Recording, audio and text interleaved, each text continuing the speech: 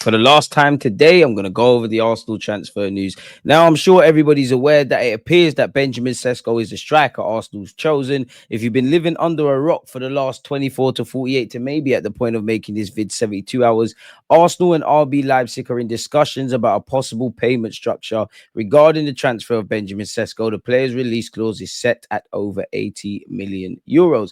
The fee Leipzig want for Benjamin Šeško as Arsenal open talks with Mikel Arteta aiming to bolster his attacking options. This was from the Daily Mail. We've held initial discussions. Obviously, Berta and his Leipzig counterpart are in discussions. This equates it to about 75 million quid. The Gunners have a big window ahead. Tell me about it, with a new striker at the top of Berta's list. Mikel Arteta recently admitted the club could break their, or better yet, smash their transfer record in a bid to fix their attack this summer. I hear what he's saying, but if you've been living under a rock, we did cover this a number of weeks ago. The budget is like when you have a wedding. Tell me about it. Not well, I can't tell you about it, God willing, but I can't. You plan your wedding with your wife. We all know women love to spend our money, and you give her a budget, and it's never less, it's always more. When you buy a house, it's always more, which is true. Normally, this happens. You prepare for different scenarios, then unfortunate things happen. There are so many variables that can happen, but there is a budget. Okay, that's good. So what we saying and talking about in relation to Šeško, there's always an idea of what we can do, what we can improve, what priorities are going to be, and then let's see. Allegedly, Arsenal have also spoken to Sporting Lisbon regarding Victor Gyökeres. Meanwhile, in terms of outgoings, Berta has found a way to sell Marquinhos, who has joined Carrizo. Apparently, he joined us in 2022, only made one appearance before a series of loans.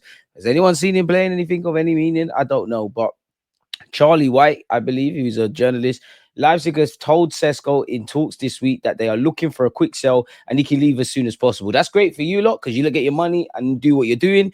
Better, great for us because obviously we get you in, you're part of it. The quicker you can get up to speed with things, the better. As soon as possible. Leipzig know the North London club remain interested, but there have been no further talks. So maybe for the hype that this is getting, there's still a long way to go. They are looking for a quick sell so they can spend the cash at the start of the transfer window. The German club are hoping for 85 million, although they are likely to get nearer to 60.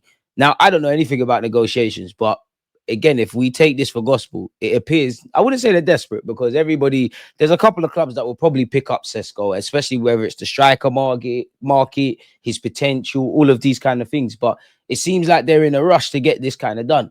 In a negotiation, now you've shown me that you're desperate.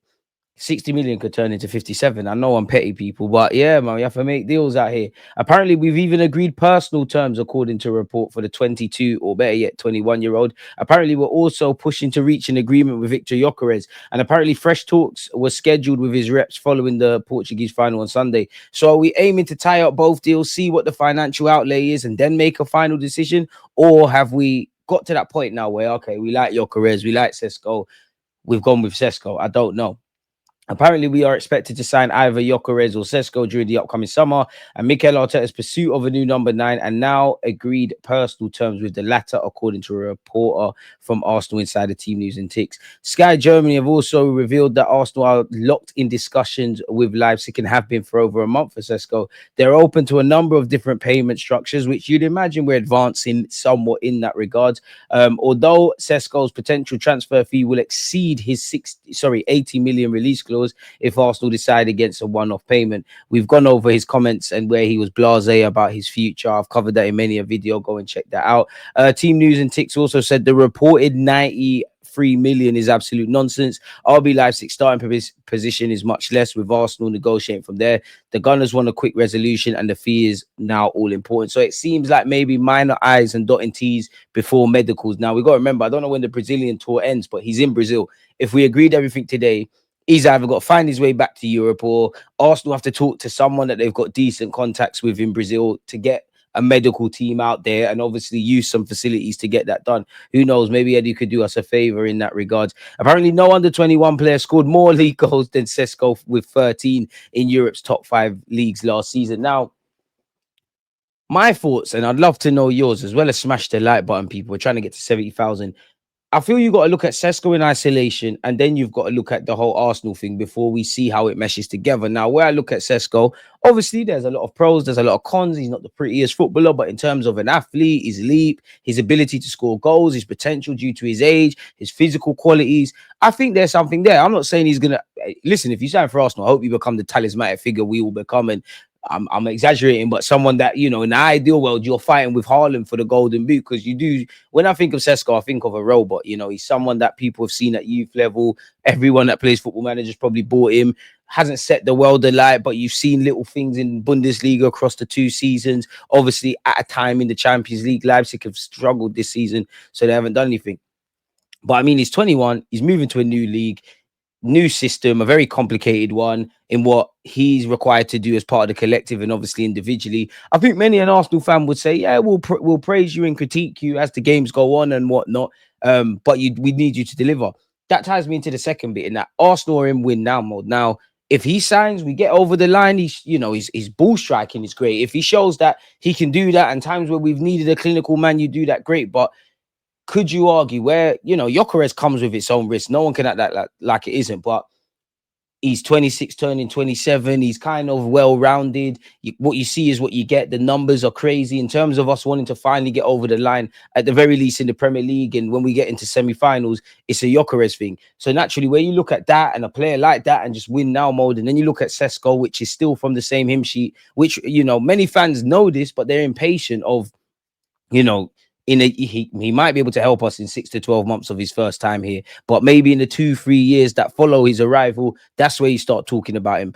That's where I think the frustration comes with, because at the end of the day, if things don't get delivered this season, heads have to roll. People might have to lose jobs. Whether that will happen, I don't know, because I'd love to ask you lot, if we fast forward a year from now, right, and we assume the same thing happened, like 2 semi-finals, we've gone out the FA Cup, Premier League, we finished second, purposely don't focus on the draws and all of that, would necessarily Arteta lose his job, or would things change, or would the club do something? I don't know.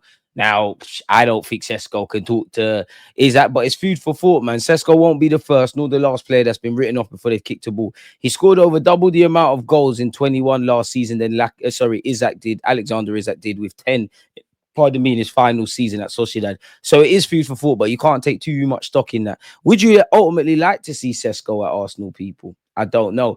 Now, with Šeško and him being a development player, and apparently he didn't want to join us last season because he didn't know if he'd get ahead of Havertz. I don't know if anything's changed there. But if we go back to the Gunner blog post that we saw come out a few days ago, an Arsenal fan actually asked these journalists a question. He said, what do the club see in Havertz in terms of his squad role? Hey, Lucio, he's seen as an incredibly important to the team by Mikel Arteta and his staff. They really love the combination of physical, mental, and technical attributes he brings. My prediction, and this isn't a fact because Arteta hasn't said it, but he has said, my prediction is that whoever Arsenal sign, Havertz will start the season as the first choice number 9 and probably play a lot more games than many expect. Now, that doesn't mean necessarily up front. Maybe Arteta plays 2 strikers. Maybe there's a reality where you've got Šeško, Gyökeres. If Odegaard's struggling, Kai Havertz goes in that role Odegaard's in, and things happen. I don't know. Maybe even Havertz plays out wide. Don't give Arteta ideas. What do you lot make of this tweet? If Arsenal want a second striker in the Havertz mode, tall, athletic, technically sound, then Šeško fits the profile. His numbers aren't elite, but he's built for the Premier League. I agree with that. Gyökeres has much better stats, but looks average against us. Just give Arteta what he wants. What do you make of that, people? Let me know your thoughts. Another club from Italy's been thrown into the ring. In England, Arsenal, Newcastle, Liverpool, Chelsea, Manchester United. Every now and again, Manchester City have been linked with Gyökeres, Paris Saint-Germain as well, even a move to Saudi Arabia. I would say the new club that's been brought in has probably been Juventus this week. Apparently, Napoli are eyeing him up, in which they just won the league. The Italian league's a great way of life. Obviously, off the pitch, you live life and whatnot. Conte looks like he's staying. It would make sense to a degree for Gyökeres.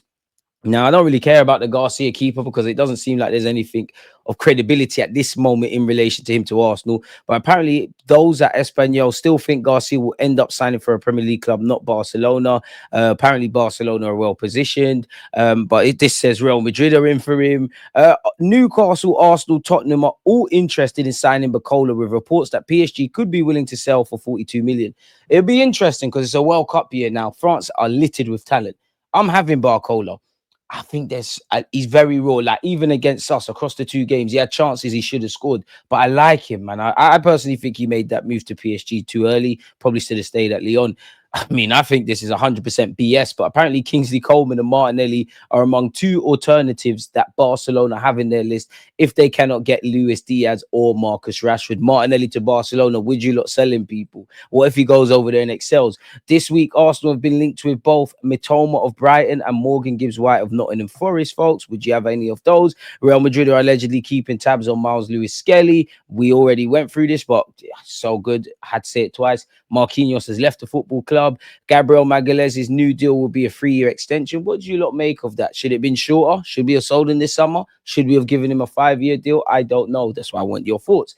Both Chelsea and Arsenal want to sign Rodrigo, apparently, according to reports. And apparently Spurs have stolen Arsenal's march in relation to going for Nkunku. We're still linked with Kubo. So the transfer news BS mill is live and full and indirect in the full effect. Better yet, I should be saying. We'll have to see, man. But we need a striker, centre mid, left winger, couple of goalies, couple of defenders. And we need to not cry about depth or quality to the starting 11, in my opinion, as a minimum, if we want to talk about winning trophies next year. Always just like, I think, like,